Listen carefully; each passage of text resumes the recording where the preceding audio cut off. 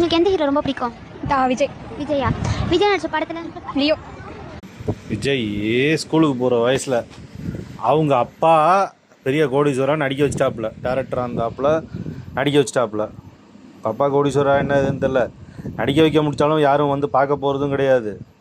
உங்கள் அப்பா உனக்கு ஹீரோவாக தெரில, அப்துல் கலாம் உனக்கு ஹீரோவாக தெரில, வாத்தியார் உனக்கு ஹீரோவாக தெரியல. ஆனால் 250 கோடி, அதாவது உங்கள் வீட்டு பால் வேலையிலேருந்து எல்லா வேலையும் ஏறுற ஒருத்தன் உனக்கு ஹீரோவாக தெரியுன்னா அவன் நடித்த படம் உனக்கு ரொம்ப பிடிச்சிருக்கு. இப்படி தான் வந்து குழந்தைங்கள்லேருந்து எல்லாத்தையும் கெடுத்து குட்டிச்சோறாக்கிட்டு இருக்காங்க.